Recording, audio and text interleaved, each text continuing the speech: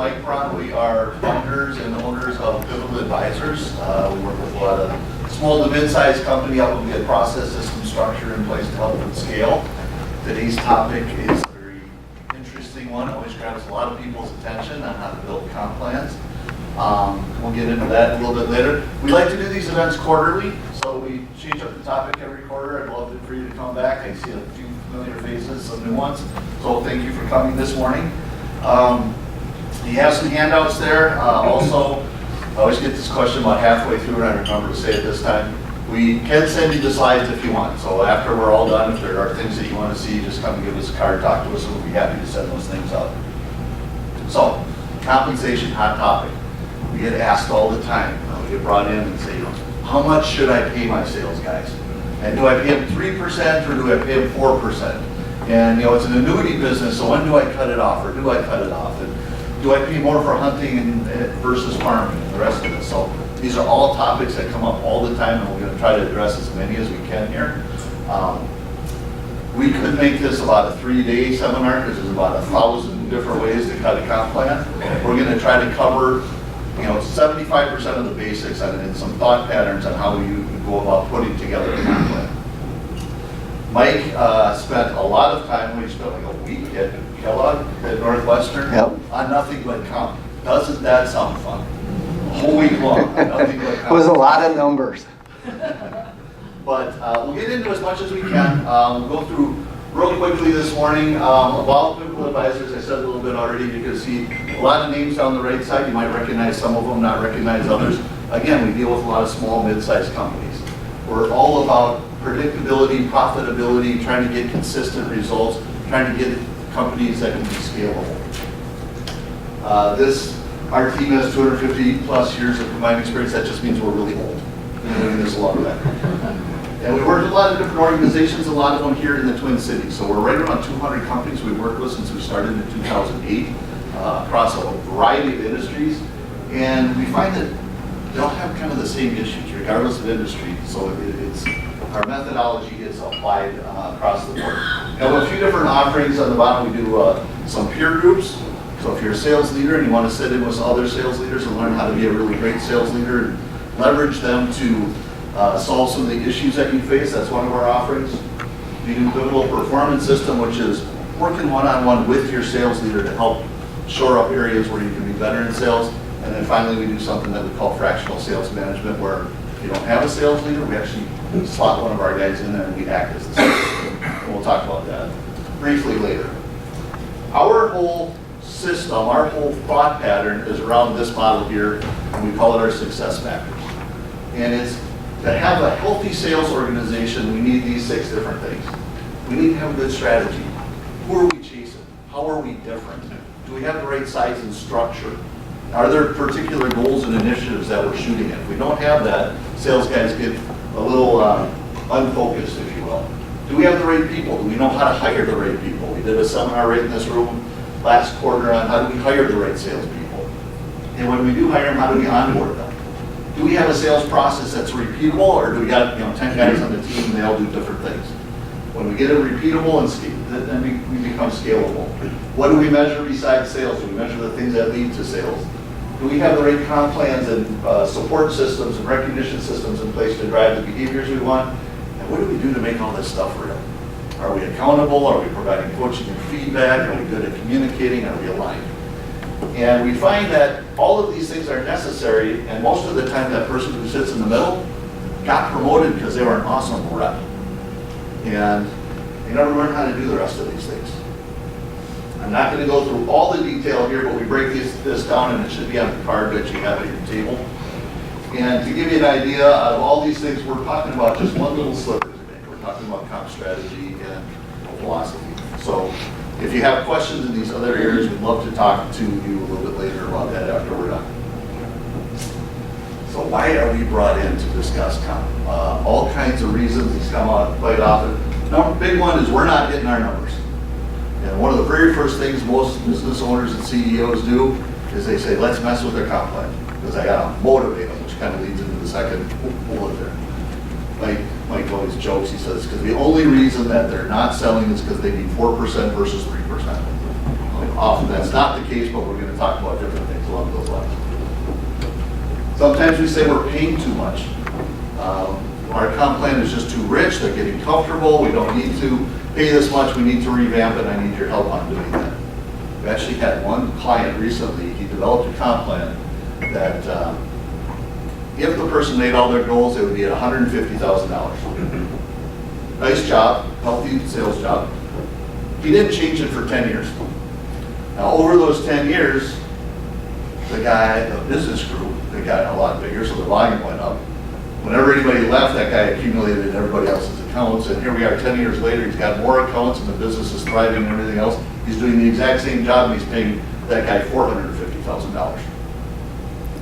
We got to review those comp plans from time to time.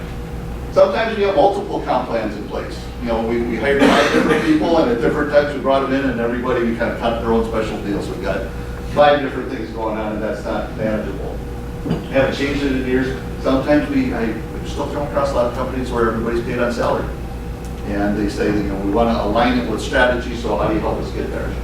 And then there's always a big question about, what do you pay these guys in their first year? I'm going to talk about that a little bit later, but as we're ramping up, as we're building a pipeline, do I just guarantee them money? Do I pay them something different? We'll talk about that a little bit.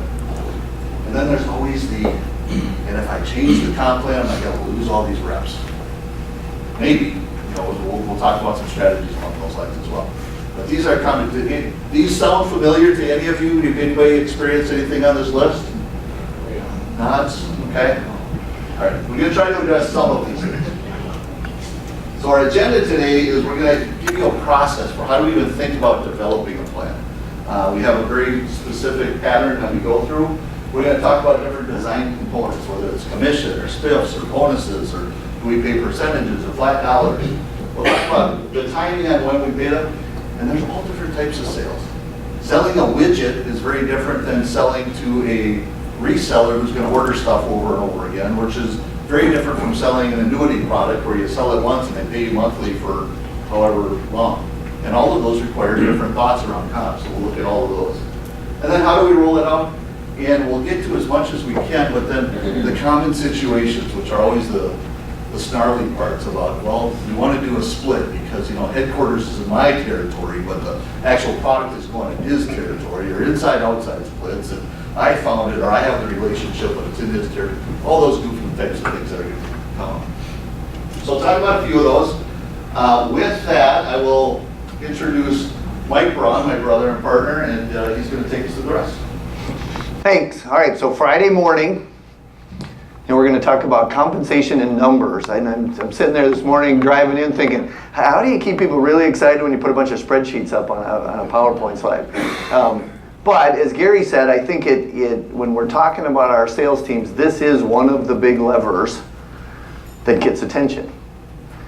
And we have to do it with care because for the most part, we hire these people and we cut them a deal, right?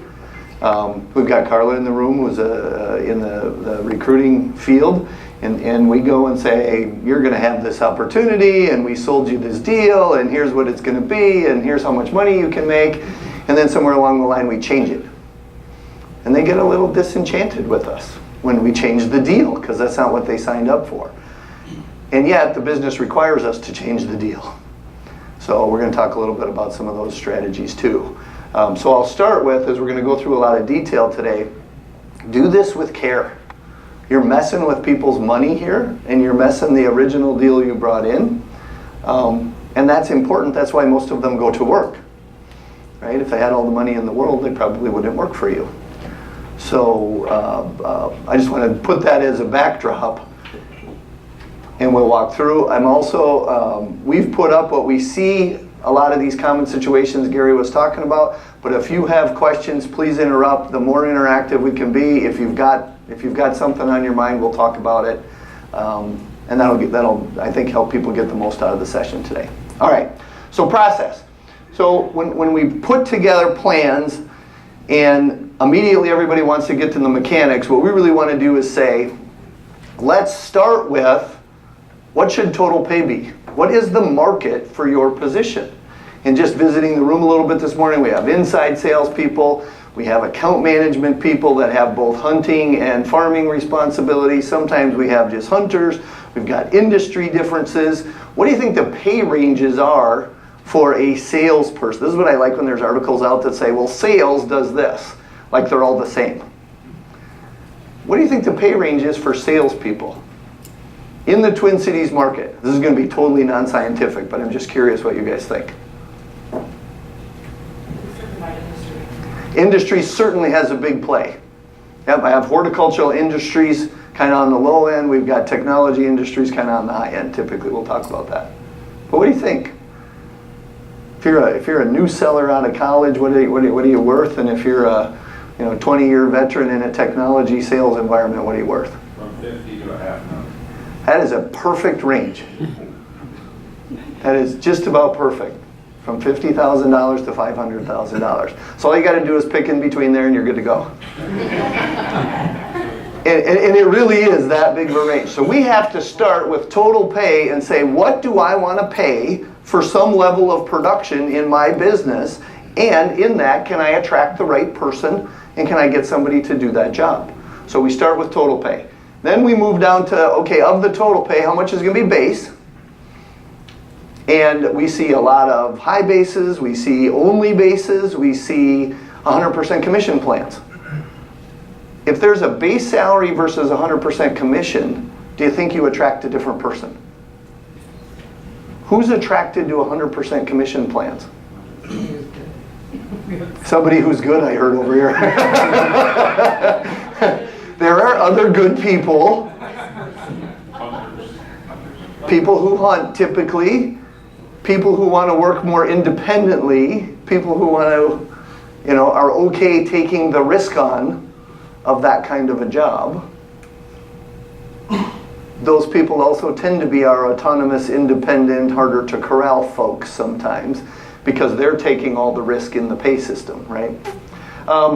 So we figure out base, we figure out variable, and then from variable, we're going to talk about, of that variable pay, how do we want to structure it? So what are our design elements? How do we move forward with that? And then if we're going to pay them, when do we pay them? Do we pay them every month? Do we pay them every week? Do we pay them every quarter? Do we pay them when we collect money? Do we pay them when we invoice? There's all these little details when you get into people's pay that we have to figure out. And then and then once we get all that, we will model it, because there's always, from a business perspective, there's an affordability side, right? So we put all these plans together and it sounds really neat, and then it comes out and says, well, if we do it that way, that's going to cost the owner $1 million more in commissions than he paid last year. Well, they don't usually go for that, right? So we have to model it and say, boy, with some reasonable assumptions here, what's this going to cost me? And if I'm paying more, am I getting more? So we always have to link production back to compensation. And then finally, we have to have a rollout plan. So we're going to kind of go through this process today and talk about each one. So does that seem like a reasonable process to start with? Don't start with the detail, start with overall and really get a good feel for total pay. So let's talk about that a little bit. So we were talking about it. We see a range of experience on the bottom here from 0 to 25 plus years. On the left side tends to be where we see pay. And again, early career people in their first half a dozen years or so tend to be down in these ranges. We see most companies falling in here. Technology gets a little bit higher, and then sometimes you get very seasoned people in very specific industries where that technical knowledge is super important.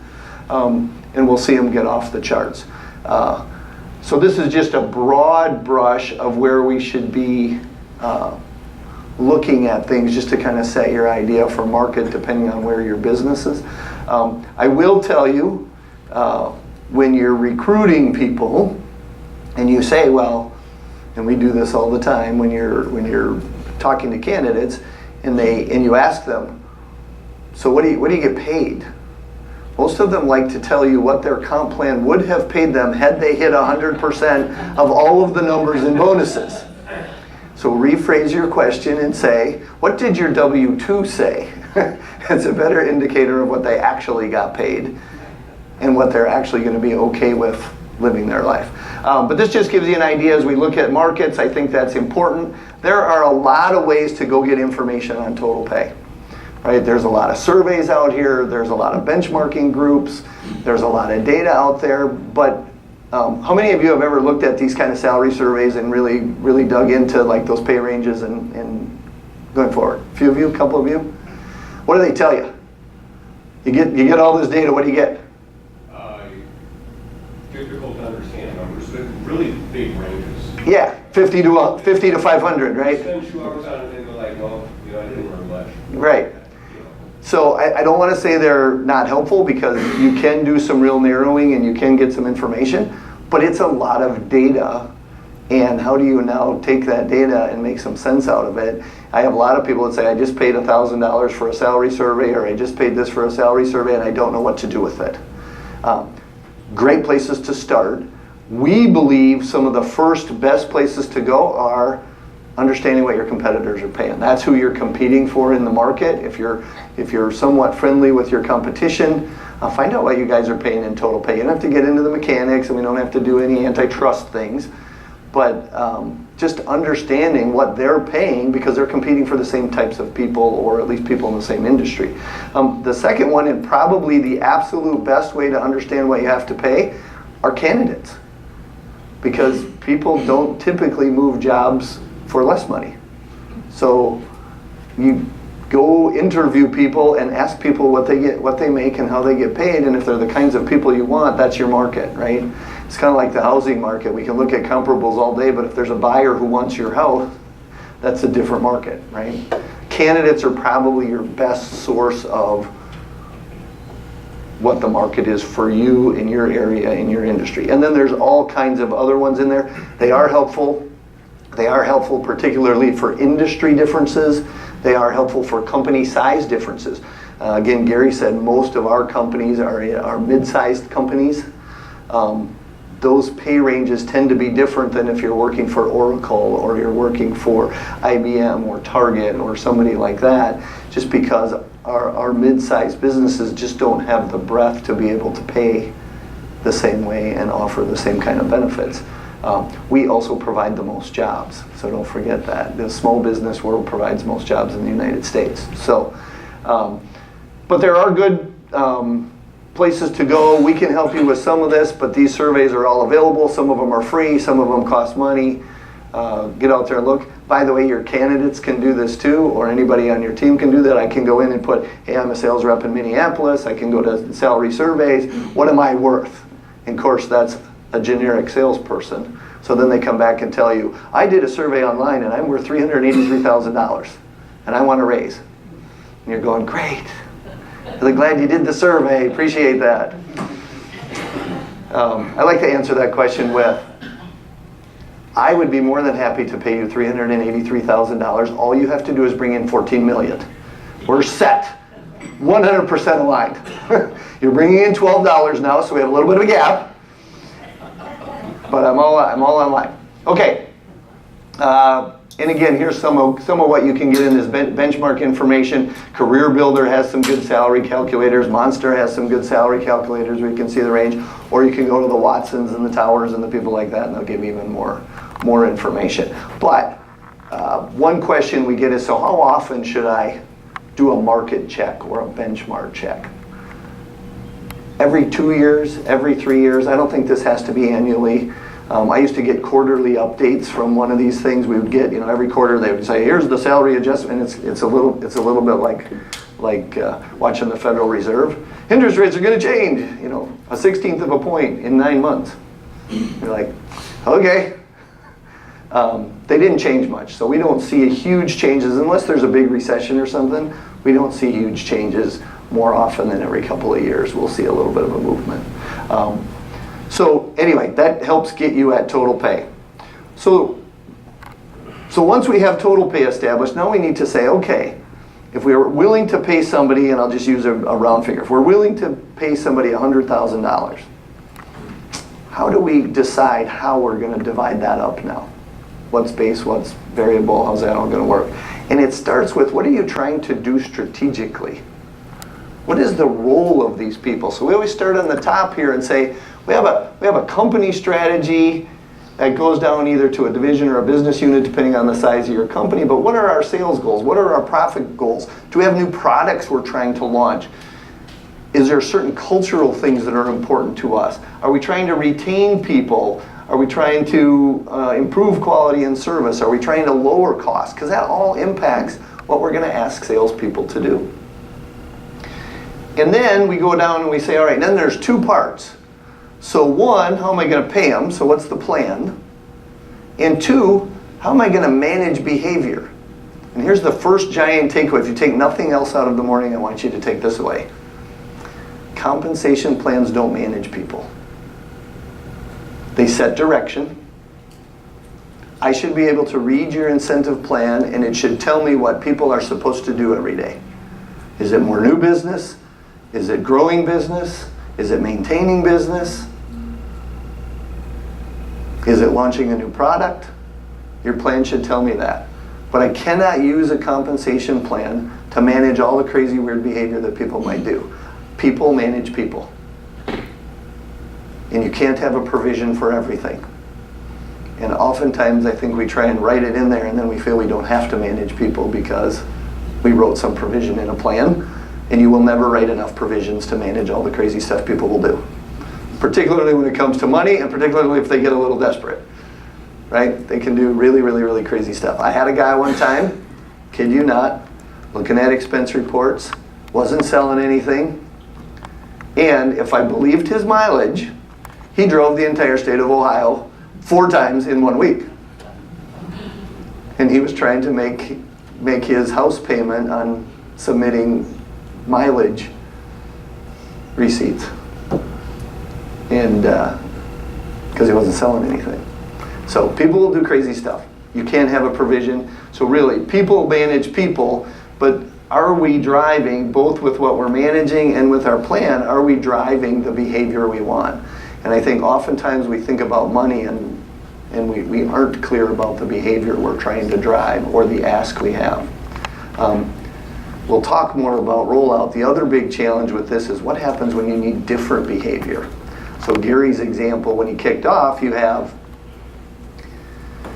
and we see it a lot with people where you build a book of business over time. So I accumulate accounts. Sometimes the best selling I've ever seen is when one of my salespeople would quit and everyone's in my office telling me why they should get the accounts. Right? That's some good selling. I mean, they got PowerPoints, things are in place, here's why I'm the right person to take these over. Because then all of a sudden, they just got 30 more accounts or $300,000 more in business that they're getting paid commission on. So their income just went up $6,500, let's say. What did that do for my business? It's exchange day for me, right? Complete exchange day, and yet they're making way more money. And then what happens when that gets pretty big? And I'm sitting on my big book of business, and I've got $10 million book of business, and I make $250,000 a year, and I'm working, I saw this on a TV show the other night, and I thought it was really interesting. He said, I'm in every day just the first one in at 10 o'clock and the last one to leave a smidge after 4. I just thought it was a funny line. And I'm making $250,000 on my $10 million book of business that's not growing. Do you guys see that? See those things? Happens a lot. We call that account accumulation or book accumulation. So what do?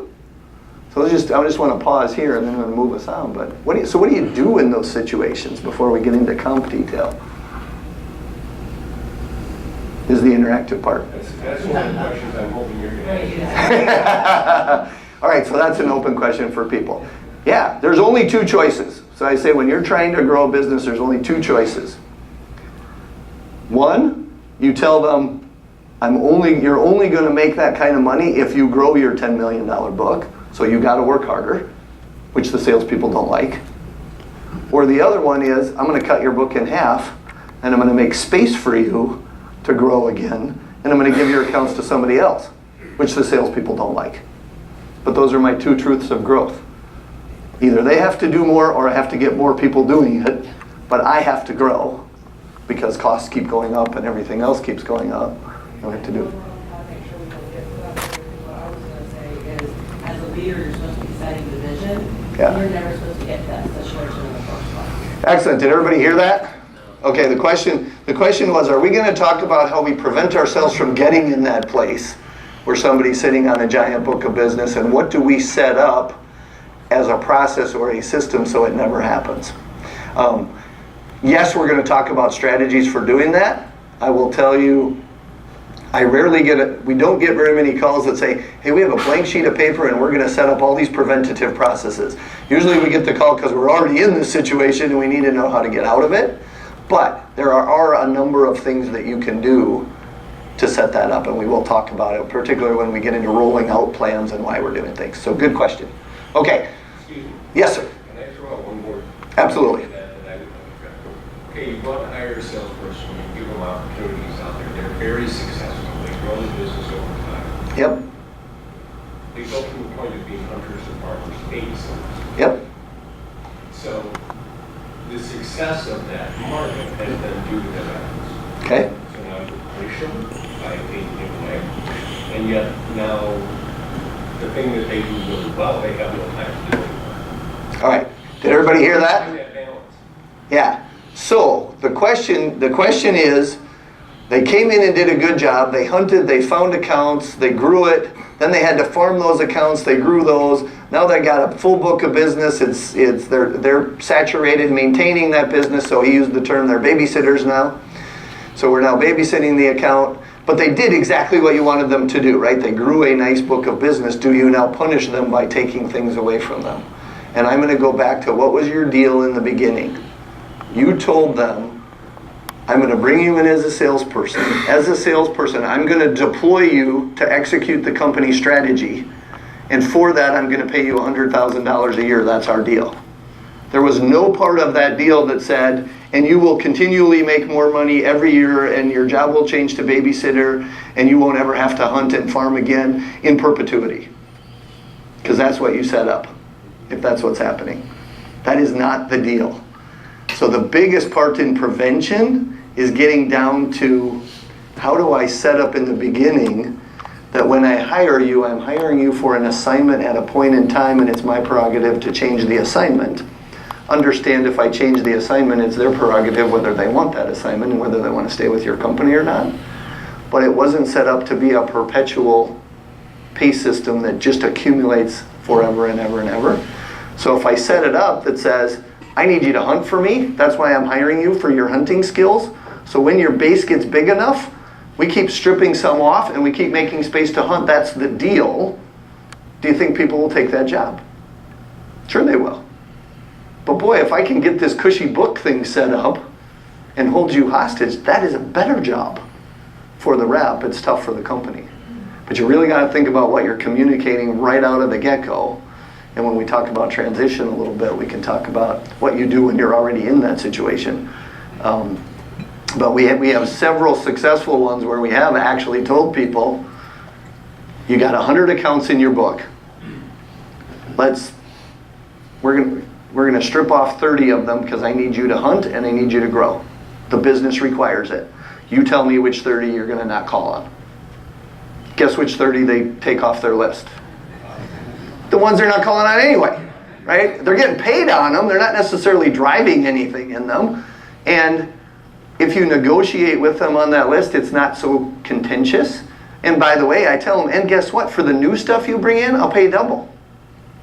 Right? I'm not telling you can't earn money anymore. I'm saying you can't earn money just sitting on your book. You can earn money by growing your book, because I told you could earn $100,000 by doing what I ask. Is that fair? They don't always want to hear it, but it's fair. If you're a success. If I'm too successful, they'll just take my whole business. Yeah, absolutely. Absolutely. Because what's your my definition of success is I made a lot of commission as a seller. The business's definition of success is I continually bring in new accounts and I grow. When we have a mismatch, strategically, when we have a mismatch in goals, that's where we run into a lot of problems. I'm good as a rep, but it's not meeting the business needs. That's when we have the biggest issues in compensation. Well, sorry, you have your profit goals. I was going to say you would touch on profitability. Yes, yes. And we can start to a change and we can talk about, are we paying on revenue? Are we paying on gross margin? Are we paying on, what are we doing? And there's pluses and minuses to all that too. Okay, let's keep moving. So we're going to start real basic building blocks here, but we always say pay comes in 3 forms. First one is base pay, right? And we talked about that a little bit. Everybody knows what that is. So base or salary. Then there's this little thing we call supplemental pay, and that's kind of what you're talking about. We get this pay that's variable pay. It's kind of commission, but I don't really have to do a lot for it, right? I've built it over time, right? So now I'm living on my reputation in my previous work. And so are you paying them for their previous work, or are you paying them for your new work? I had a conversation with one person. We were using a sports metaphor, and he was saying, but I've been with, this was a sales guy, I've been with the company for, 25 years, and I've built this business, and I brought in 400 accounts, and I did this. And I said, you know what you sound like? You sound like the 13-year NFL veteran who's been to the Pro Bowl 3 times, but not in a while. And your salary's kind of crept up there now. You're pushing on the salary cap. And I got a 23-year-old just came out of school who's really a little stronger and faster. He costs me about 1/10 of what you do. And I'm really glad you went to the Pro Bowl a long time ago. Let's talk about what you've done for me lately, not what you did for me over 25 years. So are you paying for loyalty, or are you paying for business going forward? These are philosophical questions you got to get your head around. The salespeople obviously want you to pay for loyalty. That left tackle wants you to pay for his 15 years of NFL experience. The coach wants to pay for the best player in the game that day, right? So you get different philosophies about how you think about this stuff, and you will get mismatched with the salespeople who want that loyalty, which I'm sure they return to you in favor every single time, and they're 100% loyal to your company in every situation, right? So it's not always a fair deal. So we got to talk about that. Okay, I didn't do the last one. So we have supplemental pay. We have to watch those because they're variable, but I'm not always earning my supplemental pay. It can just come in sometimes. And then incentive pay should really say I'm paying more, or I'm paying specifically for you to do something. Go get new customers. Grow a specific set of customers. Launch a new product. Go into a new territory that might be greenfield and hard. As a sales rep, what's easier? Working with a current base of people that you already have a relationship with, or going in a brand new area where they don't know you, the company, and hunting ground? Which is worth more in the marketplace? The hunter's worth more. We had another one who was getting in this annuity kind of situation. And I said, well, here's where you are. I love that you've brought all this business in. I really, really do. But if I were to benchmark what you do, babysitter, this is a $75,000 a year account management job, right? You don't have to hunt. All your business is there. It's important retention business for the company. I need people to pay attention. That's an account management job. That pays $75,000 to $80,000 a year, and we would love you to be in that position. What I can't do is I can't pay $175,000 for an account management position that isn't bringing in new business. So another strategy is we start to make 2 types of jobs. And which one would you like? Do you want the hunter job, or would you like the farmer job? Now, that gets harder to do when you have 6 people in your sales team and we start dividing, so it may not be quite ready for you, but that's when we got to think about the design of our organization, and that's where Gary was talking about all the other things on the hexagon that kind of come in play here. But our incentives should be for what we're trying to accomplish strategically. Does that make sense? All right, let's keep going. When we get into the mix of variable, base to variable, we always say the longer the sales cycle and the more complex a sales cycle is, the more we need some kind of base. Why is that? Yeah, I don't have that many sales. They take a long time. I can't starve on the way. And we do not want starving salespeople. They do stupid stuff, right? They start cutting corners. They start doing crazy things. We got to cover them. They have to make a living along the way. So we tend to have higher bases. When we go into a company whose business has a complex sales cycle, If you ask the salespeople, 100% of them. Because it's a really long cycle, and it's all up to me, and it's very, very complex. And I don't want to minimize it, I just want to define it. Because each of you have complexities to your business, for sure. But when we're talking about complex versus simple sales cycles, typically I'm talking about a simple would be single buyer, products are known, decisions are, sales cycles are 60, 90 day type stuff. I'm getting transactions. I know everybody knows what the deal is and I'm doing my work. Or I'm getting a lot of reorders, or I'm doing, those are simple. I don't want to mean the job is simple, but it's not a complex thing. When we're talking about complex things, we're talking about multiple buyers, complex bidding. There's, I worked with one company that just to write a proposal, they had to do metal studies and ground studies, and it was $100,000 to write a proposal, of which they were winning 7% of the time. Hugely costly selling process. Super complex, way to go. So those guys need a little more base, and we need to be really smart about what we're doing. The other one is, product complexity as well. So we like to say when they're really long, really complex, lots of big home runs, I like to see base plus bonus. That's not really a commission job. When we have short sales cycle, pretty straightforward, a lot of the control is left up to the salesperson, then we like to see more variable pay and more of a commission because they control it. Yes, sir? Are you going to talk at all about percentages of each? Yes. Good lead-in. Okay, so let's take a basic model here. So we decided total pay for this salesperson was $130,000, right?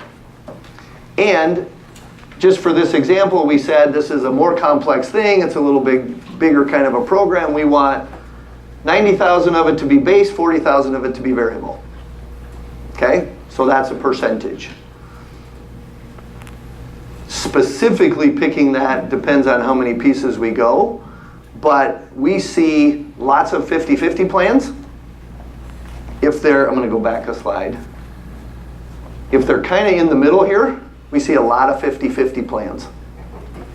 If you're selling really big deals and you're doing 4 big deals a year and each deal's, $300,000, $400,000, $500,000, you're going to see 80-20 plans base. And if we see people that have lots of, reasonable number of transactions and they control it, we're going to see more 20-80 plans the other way where it's largely commission. We see less and less 100% commission plans except in distribution businesses. For some reason, the channel distribution is still largely commission and gross profit. So we do see that still. So that's at least a general guideline. It's going to get specific, but let's go back to my example. So that's total pay. Then we go and say, okay, so if I want for $130,000, I want this person to get me $750,000 in new business, $250,000 from growth in existing business. Their goal's $1 million.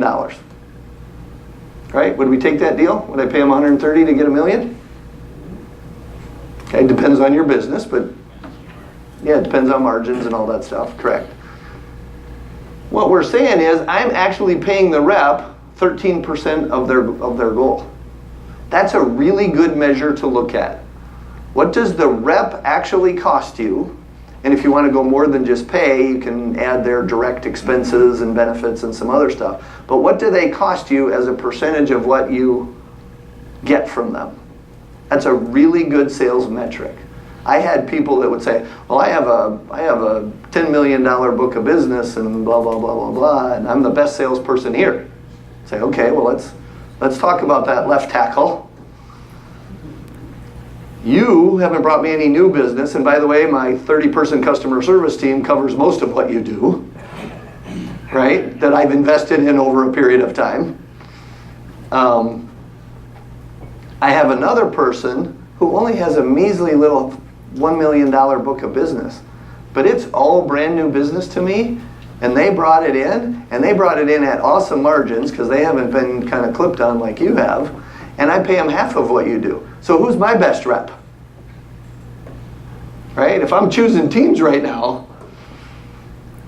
now I have to make a bet. If I lost that rep, do I lose those accounts? And that's a real business decision you have to make. It's never as much as you think. right? We get very, very afraid that the minute that rep walks out the door, they're going to take all their business with them, and the only reason that one of your customers did business with you, it isn't your products or your services or your processes or your quality or any of the other things you put in place in your company. It's simply because Billy's a great guy. And the minute Billy leaves, all that business is going to walk out the door. If that's true, work on your business first. Right? They don't go as much as you think, but there's always a risk that they could take business with them. And certain businesses are more relationship oriented than others. Right? Things like real estate agents and stockbrokers, they're going to take their business with them because there's no affiliation there. For most of the companies that you guys are in, there's a lot of other pieces that keep them working with you beyond the salesperson. Okay, so like I said, this is a good number to watch. What we typically see, just to give you an idea, are ranges of 8 to 16%. If that rep is costing you between 8 and 16, and you've got reasonable margins, that's a decent kind of a range to look at. We do see see some higher and lower, but it's usually when margins are dramatically different or there's a big annuity piece to it. So there are some dependencies, but I just want you to think, and I used to tell my sales people that number. Here's what you cost me versus what you bring in. And it was interesting that the people with the most volume weren't necessarily the most effective reps. They did have volume. Yeah? What do you consider as kind of reasonable margin? In my head, I'm talking 40%. Okay? And that's not scientific at all. That's just kind of what we typically see. We don't see tons of 65, 70% margin businesses, and we don't see a lot of 10% margin businesses. If you're getting in the 30, 40 range, that's probably what we see most common, particularly for product people. You get into software as a service, it's a whole different animal, and that's why those guys end up paying more, because their margins are crazy bigger.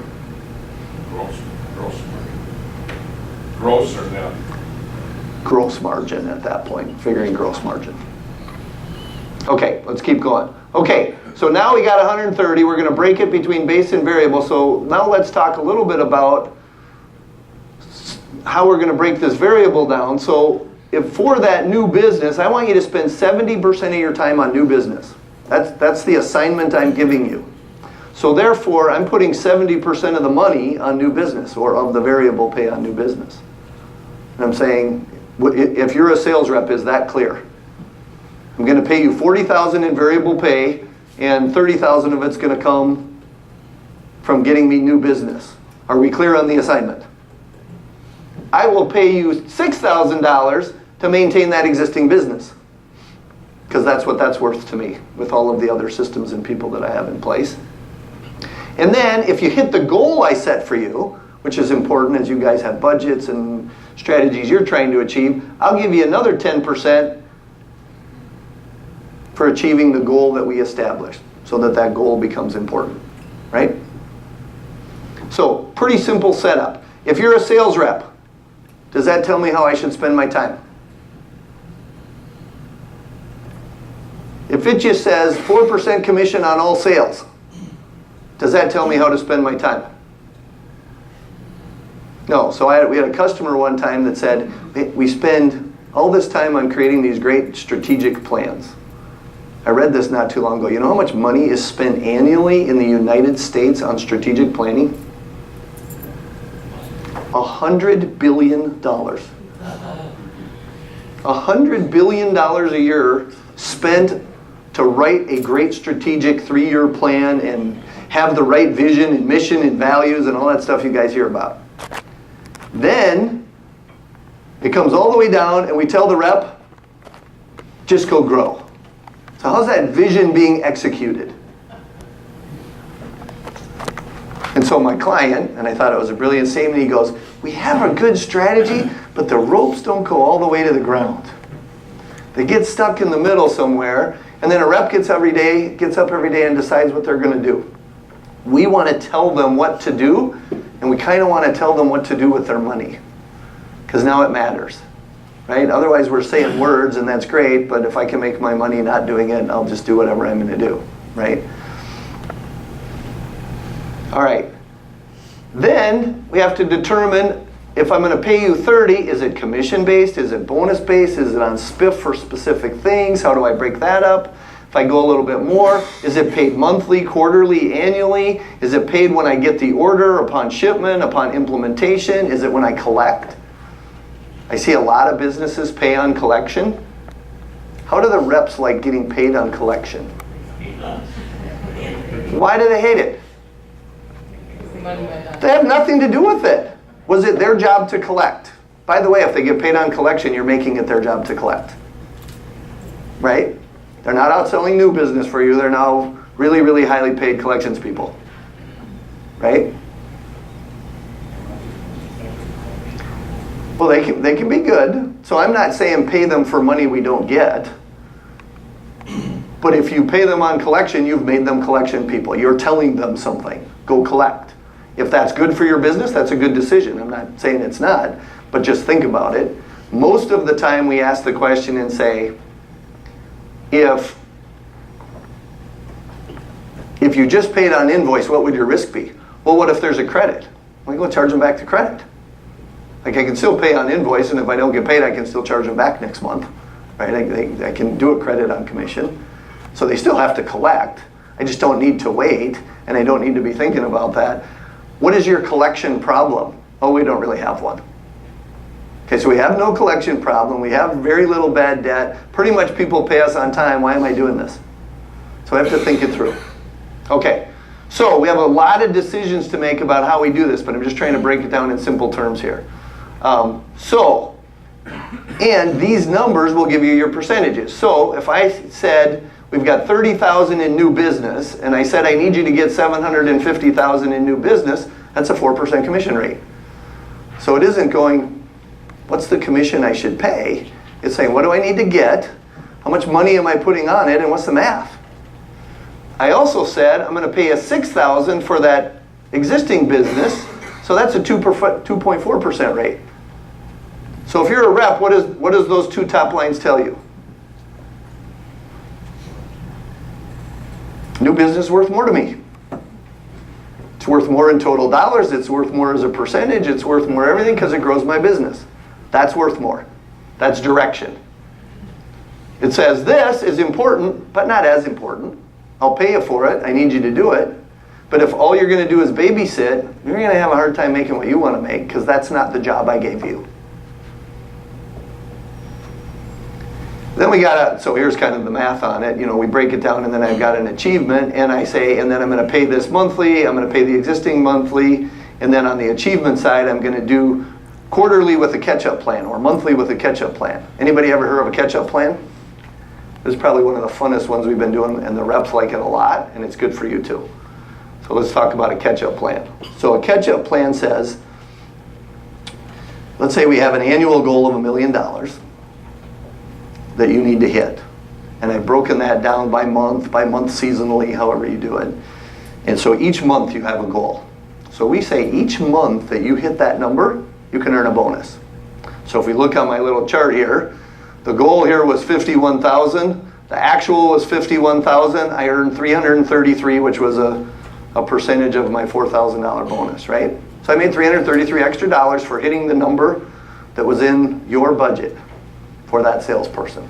Okay, make sense? But then, and I can do that each and every month, doesn't matter where I am on my annual goal, doesn't matter anything, it keeps people engaged. Every month I have an opportunity to earn a bonus by making a month. But then, this poor person did pretty well. Goal was 54 in month 2, they only did 45, so we got paid nothing. Missed the bonus. Bummer. Did it again that month, so we missed a couple months. Then they got one here. Hit our goal again, so we got one here. Then we missed and we missed. Here's where the catch-up comes in. Then they had a good month. Goal was 110, they had 165. But year-to-date, goal was 446. And all of a sudden, their good month caught them up. So they recover all these bonuses. They get them all back, and they get a big check in July here. Make sense? Why do we do that? 2 reasons. One, as a salesperson, I never want to give up my money, and I never want my head out of the game, right? I know I'm down a bit in the game, but if I catch up, I want to win. Ultimately, you're trying to get them to catch up on your budget. We also have people that go through the year and there's no chance for them to win, right? They fall behind, they can't get there. What happens to those people somewhere around September? And you're going, my goal's $1 million, I'm at 300, I'm never going to get there. What do they start doing? They shut down. Say that louder. They're on Indeed.com, right? Maybe they're looking.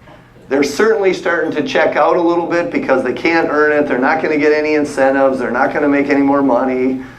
You know, maybe they're doing whatever they can to hang on to the job. Some of them start sandbagging for the next year and accumulating because they know they're going to get a goal next year, so maybe I'll just get a good restart.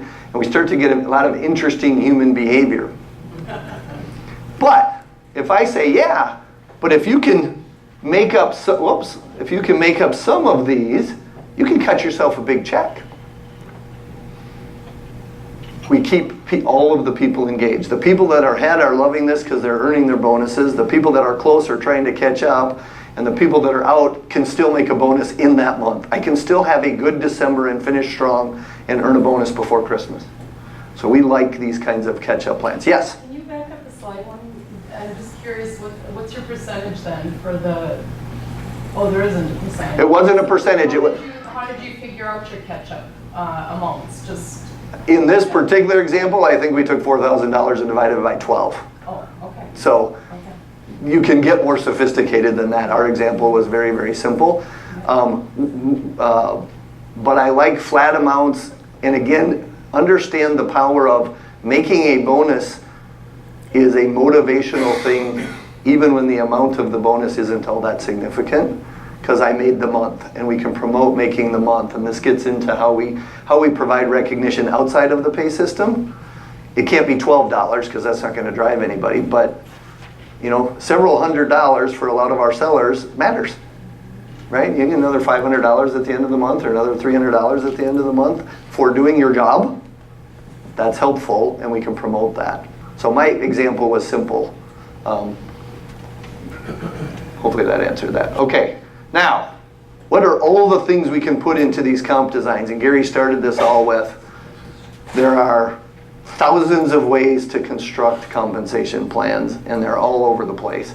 So we have this design wheel that we go through, and these things go opposite. So, is the plan based on hitting a goal, so it's goal-centric, or is it just drive volume and you get a percentage of volume? No goals. There's pluses and minuses to those. It's hard to have goal-based plans if you have no idea where to set the goals. Sometimes we get in early stage companies or we're launching new products, they have no idea where to set a goal. So it's unfair to tell somebody you have to sell $1 million when I have no idea what's doable. We prefer goal plans if there's some data that tells us what goals should be or what a reasonable expectation of people is, right? Are they bonuses or are they commissions? Are they capped or uncapped? Let's talk about that one. I have a lot of owners that like to cap commissions. Why do we like to cap commissions? you don't want them making more than the owners. And that's exactly right. That's the number one answer, whether we dance around it or not, is I don't want them making more than someone else. If you think about it logically, if they keep selling, and they're selling more and more and more and more millions are coming in, is that good for the business? Why would we cap them? Now, I think there are ways to create sort of caps by the way that we set goals, so that it kind of taps out and their incremental earnings slows, but it never disappears, because it's a mental thing. Keep selling, you keep making, it's all good. We do want to slow it at the top because there's no reason to pay them. Gary's example, $450,000 for babysitting a bunch of accounts, right? So we do have to come up with plans. But I would try, unless you have a really good reason, like gigantic windfall types of things, let's not cap this, because it tells them once they've made that money, stop selling. And I don't think that's the message most of us want to send. So not a fan of that. Here's another big one we talk about a lot. does the incentive start with the first dollar, or does it start once they hit some goal or some threshold?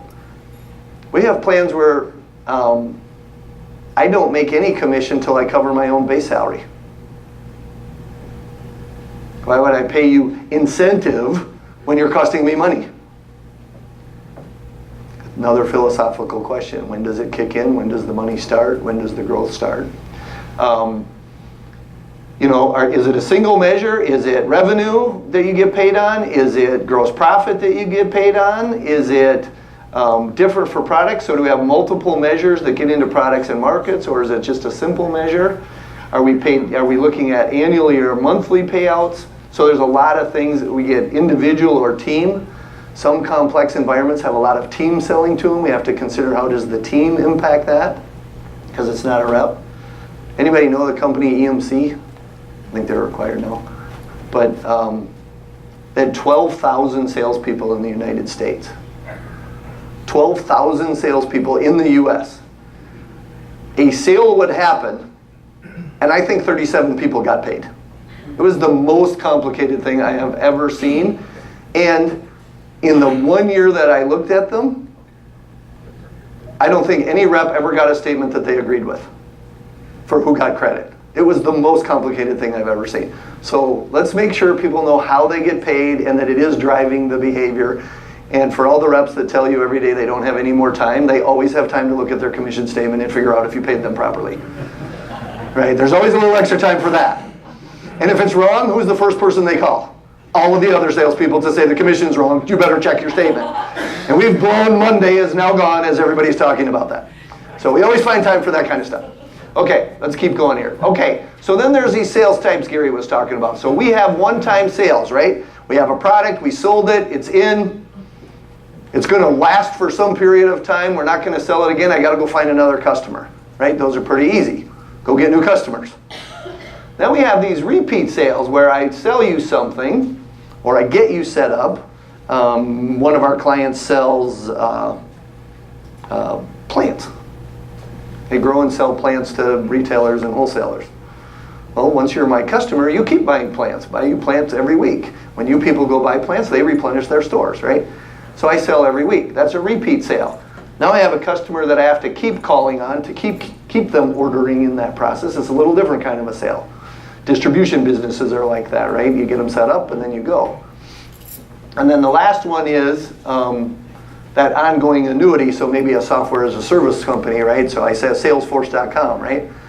I got you sold, I brought on 20 users, and each of those users pays, $50 a month or whatever that is. I don't have to do anything else, but the cash machine keeps working. By the way, really good business model. Right? Once you're signed up, it just keeps going and it renews perpetually. That's a good business model. What do we pay the sales rep on? So as we look at each of these types, these guys are pretty straightforward, right? I can pay you a commission, I can pay you a flat fee or a bonus every time you bring in a new customer. I typically focus you more on getting new customers because once the product's in, I don't have a lot of repeat sales. I've had that business before. We sold test scoring equipment to the school once they have a test scoring scanner. They have one. And by the way, we built them really good. They last for like 15 years. And if they broke, my maintenance department fixed them. So I don't need another one. So my guys had to go find new stuff all the time because that was it. When we get into repeat sales, we can still pay commissions or bonuses, but now we get into this whole thing that says, after the first year, do you pay them the same? I set it up, I did my job, I went and I found them, I brought them in, I got them to order, and I got them to order consistently over the first year. Was that good work for the salesperson? That's great, that's exactly what we wanted. But now they're in the system. And I have a customer service team, or maybe I have an inside support team that calls on these people. I've invested my company money to build online ordering systems. I've got an app now that they can order right off of the system. What's this salesperson contributing at this point? Okay, could be nothing. Maybe they need to call on them once in a while, right? Keep the love going. We don't want to lose these guys. I got to show up. I got to remind them why we're there because there is some competitive salesperson trying to get in there. I don't need the same level of attention. Would you agree with that? So after the first year, Do we say after year 1, let's say the first year you got 4%, the second year you got 2%, and after the third year you get nothing? What does that tell the salesperson? Keep a pipeline going and bring in new business, because this one's going to end. You got paid for this one. Now my organization's taken over and we think we can keep it. They never agree with that, by the way. They don't believe anything will ever possibly work without them. And I'm going to ask you guys this question. When you're a buyer and something goes wrong and you need it fixed, do you want to talk to the salesperson or the person who can fix it? Right? I want to talk to the engineer or the person who built it or the person who installed it or the manager who has authority to do something about it. I don't want to talk to the salesperson. So, how do we start to wind some of these babysitting accounts down and be very clear that that's what we're doing? Because it sends a strong message that your job is to bring in the new. Build the pipeline. Keep bringing them in. That's what we're paying you money for. We think we can keep them after a period of time. It's zero. It goes to zero if you really think you don't need that rep for anything. Oftentimes, if there is an issue and they do have a relationship, you do need the rep. So I like little residuals, right? I'll pay you something. Clearly, you're not going to get rich on doing this. But when I need you in the account, I need you in the account, and you do get paid. So get your butt in there and help me save it. So I like little ones. Carla. Like, how about for expansion? Keeping consideration for expansion business with those customers. Great question. So this is just the residual of what I had. If they're growing the business, I like to treat it as new. Right? If that account went from $100,000 to $200,000, I'll pay them the extra 100 like new business. That's growth. I'm paying you to expand in that account. But I'm not paying you to just keep getting the 100 over and over and over, because now I'm that left tackle that's just sitting on my laurels, if you will. But you grow it, and that's a business strategy, that's great. Yeah, another question. What's your thoughts on having transactional, commodity-driven businesses in terms of compensation? So where it's akin to the one-time sale, but the price of the product is driven by market fluctuation. There is somewhat of a universe of buyers, but it's really matching a buyer and a seller. Yep, great question. I probably need more detail to answer that well, but if I'm interpreting somewhat right, we've got a commodity, we got to sell, prices go up and down. The rep has a lot of influence over what's happening. I like those to be pretty leveraged or highly variable pay, and I like them to be percentages of gross profit if those numbers are there, so that they're driving profitable business and not just, sometimes we can load up revenue by cutting deals and it doesn't make any money for the business. So I would tend to do that, and I would pay for growth. I would pay more for growth always, right? So you get 2% to get back to last year, and once you go over last year, those percentages increase and increase, because it tells them your real money comes if you grow your book, not sit on your book. And I like these diminishing kinds of plans if it stays the same. Yeah, I don't know if that answered that or not. Close? Only thing I would add is that there is a book in that you have these reps that are more familiar with certain buyers than others and go back and back and back. Yep. But the world is their oyster at the same token. It's whoever will buy it. Yep. So, I mean, my point is that you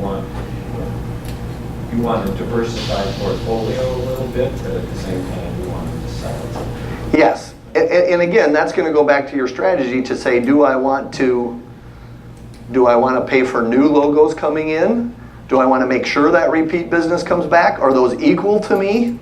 And again, when you start to decide strategically what you need these reps to do, I think it helps you make those decisions, and then you can do math to figure it out. You had a question? Yeah. Do your thoughts change when you're talking about a model where you're paying for growth and then you devalue the accounts over time? Yep. If you're dealing with a business that is capacity constrained, in other words, there's only so much production volume you can sell out. Yep. So I maybe can't accommodate all that. Right. I do value selling out the capacity. Yeah. That's a great one, and we have several businesses that get into that where all of a sudden the plant's full, right? Can't do anymore, the plant's full, that's awesome, utilization is everywhere I want, I'm making as much money. But as a sales rep, that's tough, because what's their beef now? Geez, I can bring in new business, but you can't do it, and now I'm mad. So the business strategy tends to be, well, if the plant's full and we're not expanding the plant, then how do we exchange low margin business for high margin business? So now the assignment switches to, I want to pay more for bigger margin stuff, and let's start replacing. Most plants have not great jobs in them. How do I start replacing the bad business for good business, and I'll pay you for that? Because it's an exchange game. It's a really hard one to motivate reps when you run out of capacity. It really, really is. And you got to decide, if you're getting capacity, how do I keep them happy along the way? Because it's coming. If I'm not getting capacity, then decide if you need all those salespeople. Right? If I just got to cover the accounts, do I need them? If I can't grow and I can't get there, change it out and start shrinking your staff down. Right? So there's other things that get into that. Okay. We get over to these ongoing annuities, and again, we pay them to bring it in. Here we want to cut them off or sunset it over some period of time, probably faster. Because again, if you take a Salesforce.com or anybody that's on a software as a service thing, I don't need to keep paying the rep for everything they've built over a period of time, because it just gets overly inflated for the value they're providing. The reason you have a Salesforce is to go bring in new customers or add to those customers. So we got to get out of these sort of paying for my babysitting work situation. And you do have to ask yourself, if you're going to sunset them or take them away, do you have other people on your team that are going to maintain that business for you? And I had one time. So I said I was in the education business. So we sold these scanning equipments. Well, it was a razor blade, right? We sold all the answer sheets that went through those. We had a big printing operation, and it sold all the answer sheets. That was where the real money was made, is in the answer sheets, right? So I was brilliant and said, wow, you guys don't do anything with that anymore. I'm cutting you off. Right? Go get me new businesses, and I'll have my awesome customer service team retain all this business. And guess what happened the first year? Pretty good. I was only down like 1 point. I'm brilliant. Saved all this money, put it back into new business, got the sales team going. By about year 3, that filtered really, really fast. So the service team wasn't really equipped to retain the business as strongly as I thought. So then we had to put something back to have the salespeople pay a little attention, particularly to the big ones that mattered. So we put some special programs in for that. Okay, so you got to really think about what type of sales and what do you want to do with that. Let's talk a little bit about new hires. So then we hire this new person, and their resume was fantastic, and they got 17 years of experience in the industry, so I don't even need to train them, and they're going to hit the ground running, and they're going to onboard quickly, and all those great words I hear all the time. They came from a competitor, so they know all our stuff, even though my competitor sold cheap and I'm a premium product, but somehow we'll figure that out. So I bring them in, and then these reps go from these awesome candidates that tell you how great they are, and somewhere in the first 24 hours of employment, it's going to take me a while to build up my business, right? So I go from this perfect person that can do everything to, well, this is going to take a long time. And I got to get taken care of. So how are you going to bridge me while I build my territory, right? Or I build my account base. So we have a ton of businesses that do things like, well, I want you, Jimmy, so we're going to give you a guarantee. For the first X period of time, we'll just pay you $100,000. How does that work? Anybody done that? When you're trying to attract top talent, Yeah. and the industry drives it, and your competitors are doing it, and you know this person, you work with this person, you know they can deliver, Yep. and you know they need ramp up time. We think they can deliver.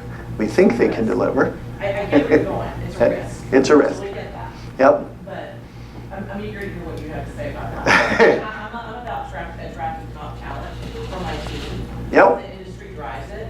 I got to match the industry to get that top talent. We got to pay them. Totally agree. And it does take time depending on how green the new territory is or how much they're picking over and how long it takes to ramp. Yeah. We had a client, just to share a story, we had a client and they gave a 2-year guarantee. And just to give you money, they pay $200,000 a year for a 2-year guarantee. And all of their quick people, or all of their new people, quit at like somewhere between 1 year and 6 months and 1 year and 11 months. And they had this huge turn at the bottom, and they were saying, I can't understand why everybody quits right short of 2 years. It says, because I've been getting paid $200,000, and when I go on the commission plan, I just went back to 64. So I'm going to go find somebody else who will guarantee me for 2 more years. And there's salespeople that have been on guarantees for 15 years because they just switch companies and get the next guarantee. I've never heard of a 2-year guarantee ever. You'd be surprised. We hear lots of interesting things. Wow. So here's our point of view. I agree you have to pay for top talent, but don't guarantee them money. Pay them for doing what they need to do to learn your business. So, and these are just examples, but give them a bonus or give them when they've demonstrated some proficiency. So examples are things like, you've developed a really good sales plan, we know who we're going forward, we've got it written out, there's numbers tied to it, and I've got activities tied to what I'm going to do. When you get a really good sales plan that I approve for how you're going to attack your territory, I'll give you a bonus. Right? Now I can see it, I can feel it. When you've got the first list of companies that we're going after that we think is in our sweet spot figured out and we know who the contacts are, I'll pay you. When you have your first 10 meetings with target customers, I'll pay you. When you get a first order, I'll pay you. When you've demonstrated proficiency in our products, I'll pay you. Which is not, yeah, I think I know them. Like, give me a presentation, answer questions in front of our engineering team. Show me you know how to do this job. So, to your point, we have to pay for top talent, and I'm all for getting them paid because we won't bring them in if we don't pay them, but make them do something. Otherwise, you're just setting this thing that you don't have to do anything and we pay you, this is a pretty good job. I actually love this idea. I think it's amazing. I've never seen it. So do you put this in the offer letter? Absolutely. Well, I'm going to break it up. I'm going to put it in their incentive plan as part of their offer letter. I don't like putting incentive plans in offer letters. You know why? Because I'm going to change it. And I don't want to change your offer letter. All I want to say in an offer letter is, I want to say, we're pleased to have you join our team. We're going to pay you $100. It's going to be $60K base and $40K variable. And that variable will be on a separate plan each year depending on the strategy of the company. That's what I've guaranteed you in my offer letter. Otherwise, we put all this detail in, and then we change a plan, and the first thing I hear is, my offer letter says, I said, no, your offer letter says I guarantee you a $40,000 variable to do what I want. Then I'll have an incentive plan where I would lay this out. This is your training program. It's 6 months long, and you can earn $30,000 on your training program for doing these things. Very specifically. And move that as fast as we can to real pay. Yeah? And it's continual reward for activity.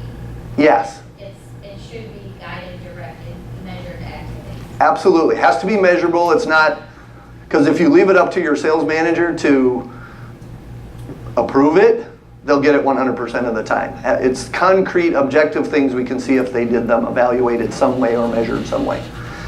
And they start earning. And then we want to tip them over onto the real live plan as soon as a reasonable time is. Typically they feel better, they've earned it faster, they've demonstrated it more, they onboard quicker, and they feel like they're earning their pay rather than guarantees. That make sense? So that's another idea we see a lot. Okay, when we do these designs, we've talked about some of this, but I always say there's a few key parts to it. When you hire a salesperson, you got to get to what I'll call the break-even line where they're covering themselves. I always thought it was awesome. I'm going to pay you a salary, and you're going to come in, and you're going to get it 2 weeks into the job, you're going to start getting paid. I'm going to give you a computer, I'm going to give you an office, I'm going to give you brochures, I'm going to give you all this stuff. When do I get my money back? Right? I want my money back fast, but there's this line you should know that says how much do they have to sell at some margin to earn their money back? And how long does that take? Well, I ask people all the time, how long does it take to onboard a new sales rep? What do you think the average is I hear? 18 months. That's the most common answer. 18 months. How long do millennials stay in a job right now? 2 hours. 2 years. So it means They cost me money for 18 months. Maybe I get a little back for 6 more months and then they quit and I start over. How are we feeling about our business? And we churn and it's expensive and we churn account relationships and it's terrible. I got to get them to this line and I need to know what it is and I need to figure out very quickly how do I get them to the break-even line. Then they start contributing, and when they get up to this goal, my plan should have worked, right? They paid for themselves, they paid for overhead, they contributed to the company, they contributed to profit. Now I'm at a goal line, and if they hit their goal, that should work for me. If they go over goal, towards what I'll call overachievement, if they go over goal, how is that good for the company? It's the best thing you can ever be in is they're achieving over a goal, pay them more. I like plans that go, when you're overdoing it, you're in good shape, right? So we're over goal. And then when we hit these kind of max out, like maybe we set the goal wrong or we got windfalls or something like that, we can minimize it so you don't keep overpaying very much on the top end, but it still looks cool to the rep. I'm not going to go through all these, but there's 100 different ways to pay. We have straight commission plan where you just get a piece of what you sell, either revenue or margin forever, and all those little lines I just talked about don't matter.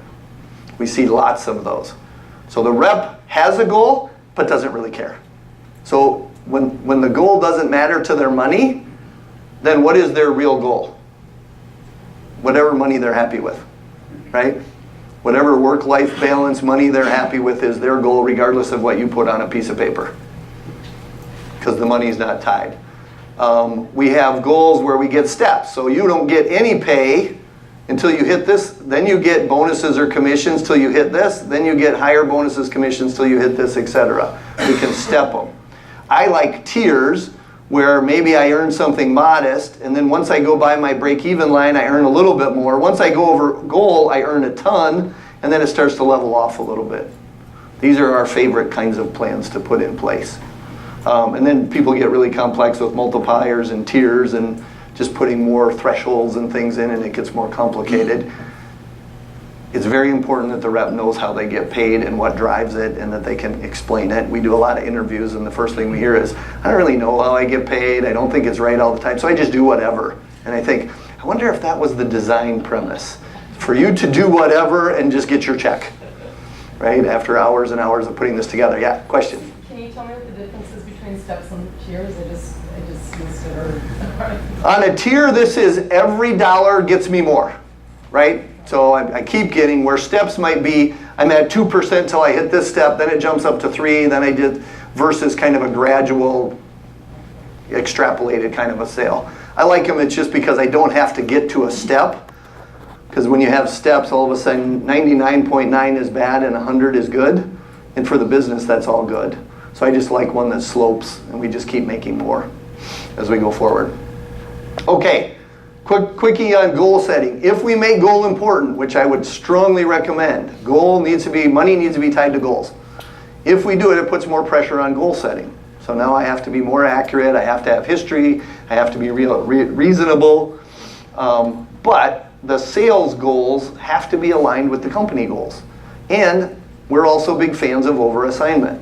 So if you need to get to $10 million in your business, don't sign $10 million worth of goals to the salespeople. Why? Yeah, what if somebody quits? Which, by the way, has happened every year for the last 13 years. You're going to finish at 93% of goal. Most of your salespeople are going to be happy and you didn't hit your plan.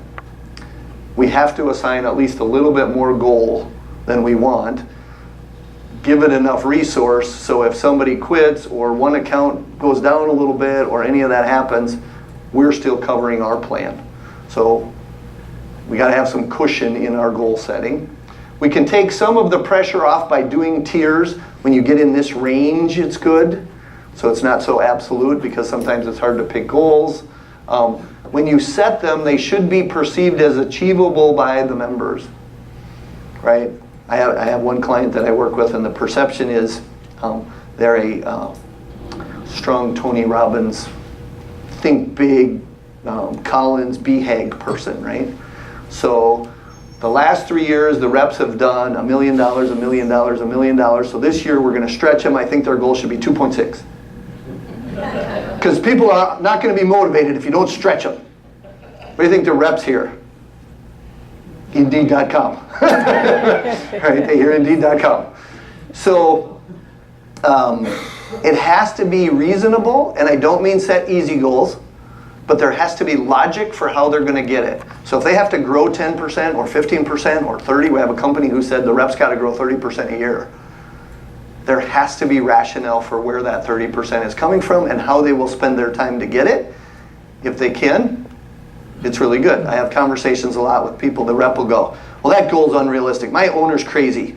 My sales manager's nuts if he thinks this business just comes in off, the streets, and it's a lot of work. And I'm like, well, yeah, that's why we hired you, because it's hard. And so we have a job. And but you got to grow 15%. I said, what do you think's realistic? There's your first question. Well, I think I could grow 5. Okay, so you think you can grow 5, I want you to grow 15. So we really just have a 10% gap here. What would we do different to get that 10%? Where did we waste time? Where did we not win where we spent effort? What else can we do?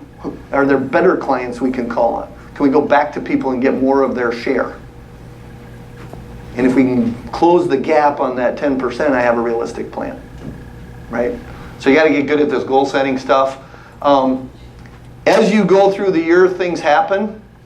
Major things happen. We had one company who, a few years ago, most of their business was in oil. And of course it tanks, right? So what do you do with goals then? There's no way any rep's going to ever make a goal. I'm not a big fan of adjusting goals. Usually you have your budget, you have your plan, you have your goals. That's what it is, and we all live with it because the owner lives with it. The salespeople should live with it. There are sometimes extenuating circumstances, right? I had a rep do a presentation, very clever rep, one time, and I had, last year plus a little bit, right? And she came and she said, well, here's my plan of attack. Last year, one of my customers' warehouse burned down. So they had to rebuy an extra $1 million worth of stuff. Of course, all insurance paid for it and all that, right? To us, it was an extra $1 million because the first $1 million burned. So she put in her plan very strategically that she just has to figure out which building to burn down in order for her to hit her quota. So it was clever and it was funny and it was like, okay, maybe I'm asking for something unreasonable here. Maybe we should adjust. Try, but do it cautiously and only do it if there's a significant business change. I had reps say, well, I lost that one account, so I need a goal adjustment. So, well, wasn't it your job to keep that account? Like, didn't I pay you to do that? So I should adjust your goal because we didn't do our job. And I don't get that business, so help me out. So be cautious with that. All right, I'm going to keep us going here. We want to test the plan. And what I mean by this is we model this stuff. So if we're going to pay 3 here and 4 here and it sunsets at this and here's the revenue and here's the profit, we build these spreadsheets that will help you do what ifs, but it will also say, what will happen if? What if somebody blows it out? What if the business tanks? What if we hit goal? What if we don't hit goal? What's the overall affordability of this plan in different scenarios? Because now we got to look at our risk as an owner. Am I thinking this through? What happens if everybody blows it out? What happens if everybody chunks? What happens if we run out of capacity? Like, how's all this going to happen? So we model these and we start to model where will reps land on the chart in different situations and what will that cost us as a business and how does that compare to prior year's pay, because the rep's going to look at it and go, hey, I was making 100 under this plan, I only make 90, this sucks. By the way, no matter, I swear I've done this so many times I could go and say, we're going to pay you $10,000 more and somehow that conversation is going to turn into this sucks somehow. Because you're screwing me and I hear it all the time. If we do it well, there's a premise. This is another one that reps don't agree with, but we feel very strongly about. If I'm supposed to make 100, and I make 100 in 2016, to make 100 in 2017, I got to sell more. It's not I sell more, I make more, I sell more, I make more perpetually. Because the job is infinitely harder. You guys have to grow to cover healthcare costs, supply costs, all that. We have to grow to stay level. So they have to do more to make the same amount of money. And I had a rep come into my office one time, really hot. He goes, this is crap.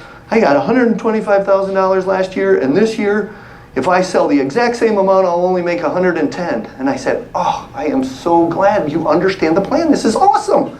My communication has been perfect.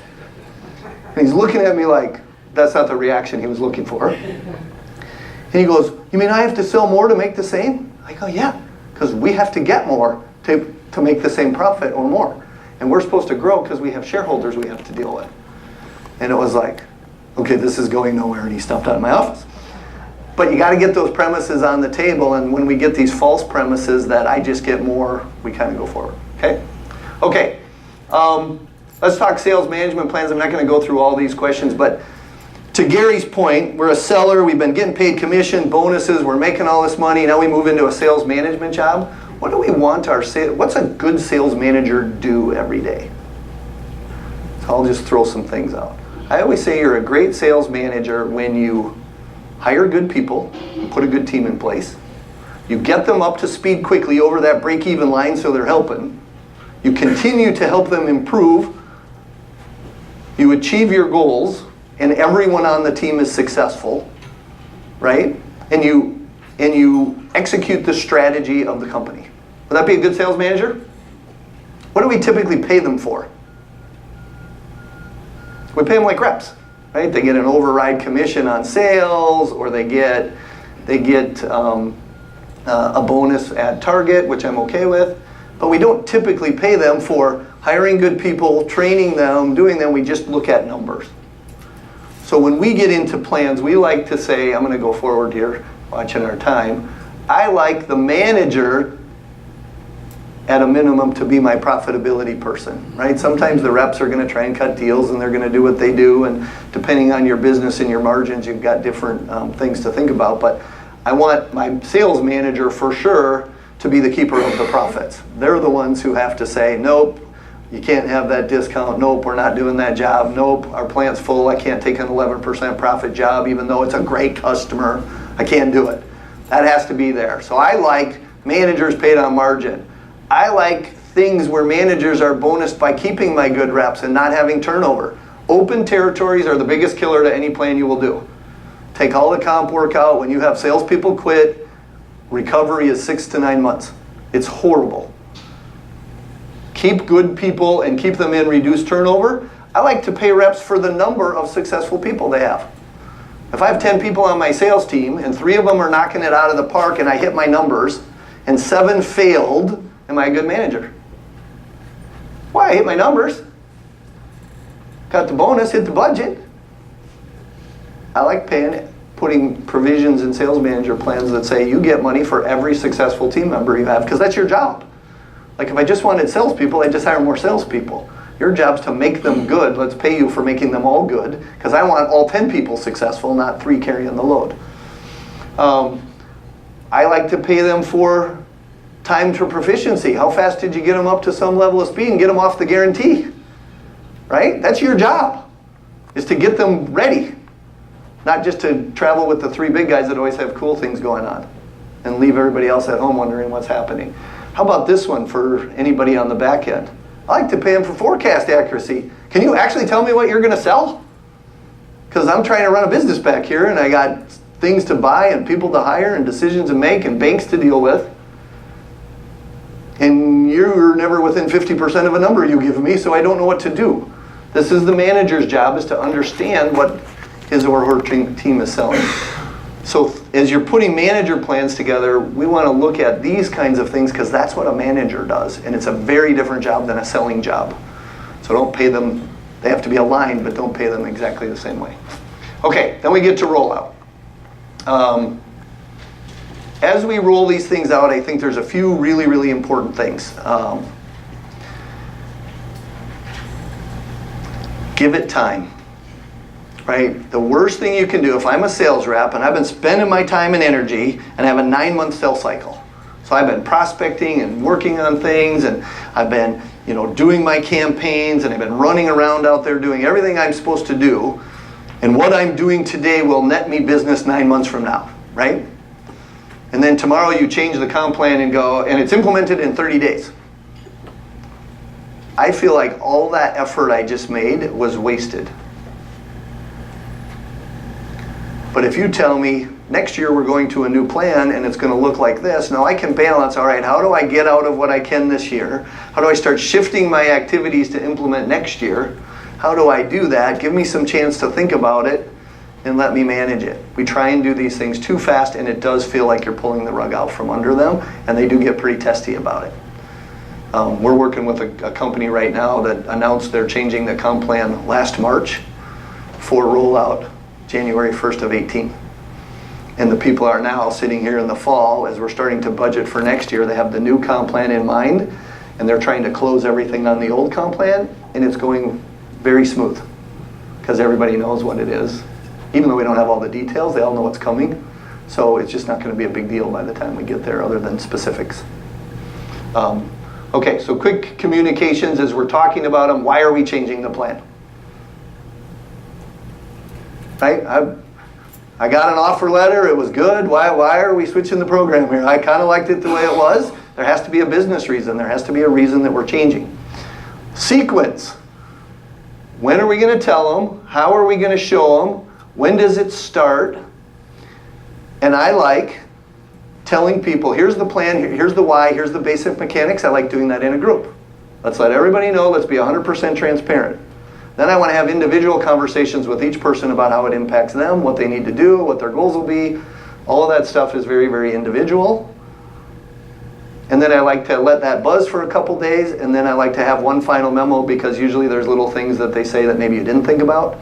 And I love it if I can go back and go, boy, I heard you. We're going to change this. Or let me clarify that. Or let's put that together, and then we put it to bed. It's usually a 48 to 72 hour buzz, and we move on. If it's going on longer than that, we probably didn't do it right. Because usually it's pull the Band-Aid off and let's go.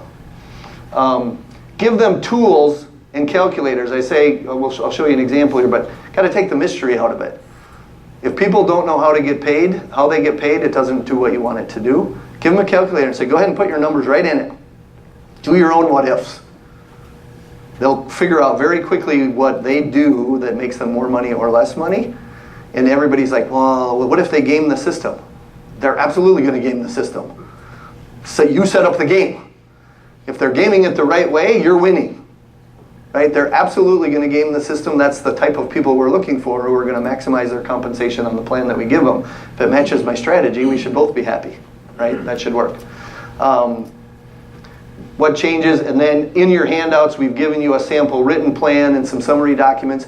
I like having people sign a compensation plan that says, and there's a sample I think in the handouts we gave you that says, here's the plan, here's how it works, any specific situations or examples, so I'm very, very clear. Here's the terms of credits and when you get paid and what we do if something comes back or all that. And then it always has a cool line. It says, and as management, I can change it if I feel like it. And we have all that stuff in there that they sign and understand and you walk through in very good detail. That also covers you from a legal or an HR perspective. I know we're right at our time, so give me just a couple more minutes here. Here's an example of a plan like we were talking about. So you get 4 here. Here's your goal. Here's your existing business goal. In the yellow here, they can put in whatever numbers they want, and it actually shows them exactly what they get paid. And if this person would hit 100% of their plan, they'd make $126,000. There. What questions do you have about the plan, right? Mr. Sales Rep or Mrs. Sales Rep. How do you do that? So we have those kinds of things. And then, once it's in place for a while, stop and see if it's driving the right behavior, right? Run it for a quarter, add up the commissions and go, geez, were my cost assumptions right? Is it driving the right behavior? Are we doing the right things? Are things moving forward? And have a process that says we're going to evaluate this. I've even brought reps into the evaluation process to say, hey, we're 90 days into the plan. I'm going to take 3 of my senior reps. I'm going to bring them into a meeting and say, how's it working? What's the buzz? What's happening? Be transparent. You're at least authentic in doing that. And they'll have thoughts and they'll have opinions and they'll learn and they can be your ambassadors with the rest of the people out there. So that can be a good plan. Okay. We were going to talk about these situations. I think we've talked about most of them. There's one on here I haven't talked about that I want to share, and it's outliers. So if you change a plan and you put it all together and here's my new plan and it's going to be great, the vast majority of my team works, but then there's Joey. And Joey's been here a long time, and somehow his salary's crept up, and he's not really contributing, but he's a friend of the owner, blah, blah, blah, blah, right? And Joey gets paid $133,000 and everybody else is at 80. So what do you do with Joey? So here's our perception. If we like Joey and Joey's doing a good job and that's not the problem I'm trying to solve, you don't have to fit everybody in neatly 100%. I can have an outlier. All I would suggest is as you're hiring new people, don't create new outliers. Don't cut new deals. Keep getting people into your system and deal with those outliers. Sometimes I can change a base salary. Sometimes I can give a spot bonus. Sometimes I can do a special bonus for somebody to get them where they need to be if the new plan didn't quite pay them the right way. Deal with people as people. If these people are good salespeople, you want them, you want to keep them, you want them motivated, you want them productive, and you don't want to lose people over an incentive plan. But I do want the better performers to do better, and for the people that are not performing to do worse, or they shouldn't be achieving everything they want for lower performance. And I want that gap a little bit bigger. If it's all the same, that's where I lose motivation. Everybody gets paid the same whether they're good or bad. That doesn't drive what you're trying to drive inside of a company. Okay, so let's do a quick wrap up. People manage people. There's another whole talk on how we do recognition and drive motivation that has nothing to do with pay, and it's way more powerful than pay most of the time. Okay? Your incentive plan should give direction. Someone should read it and go, oh, this is what you want people to do. It should be that clear. I should be able to read that plan and know exactly what I want. Be transparent so everybody knows how they get paid. There's no secret, there's no mystery, there's no secret black box behind the scene where the company's screwing the sales team. It's just, this is what we need you to do and here's the math. Let them know why you're paying for that. The devil is in the details. When you write these plans, have other people read it. Go through it with a fine-tooth comb. We forget all kinds of little things. And then, try not to change them unless there's a real business reason to change them. Because reps like it when they get in a rhythm for how a plan works, but make sure it's working with your strategy and it's not just pay for pay's sake. And then give them time to adjust and stick to your process. Make sense? Want to wrap us up here? Any questions? I know we're a little past our time, but I know there's a lot of stuff in 90 minutes in the morning that we went through. Any other questions? And Mike and I will be here afterwards if you want to come to us one-on-one with specific questions. I know some of you got to go. Any questions immediately? Okay, if not, we're here. If you've got a specific situation, we'd be glad to talk to you about it. Just to wrap this up here, again, compensation is one tiny piece of what we do. So we like to do these quarterly types of things. We pick a different topic each time as it pertains to sales and sales management, so keep an eye out for future things coming up. If you're interested in learning more about Pivotal Advisors, as I said before, we work one-on-one with your sales manager to figure out how can we help you get system, process, structure, repeatability, consistency in your sales organization, how we put those types of things in. We do peer groups. If you are a sales leader or you have a sales leader on your team, you want them to learn. We cover a topic like this every month in a workshop type of format, and they also get to bring their issues and use the group to help solve issues in a peer group format. And then sometimes if you need a sales manager, you don't have one, maybe you just let one go. A lot of times we have CEOs who were the sales leader acting as a sales leader, and they go, I kind of suck as a sales leader. And they need somebody who knows what they're doing, so we put ourselves in there. So if you're interested in learning about any of these types of things, again, Mike and I are here, or to answer any questions specifically around comp. So we went a couple minutes over. Thank you very much for showing up. I appreciate it. And have a great weekend. Thanks all.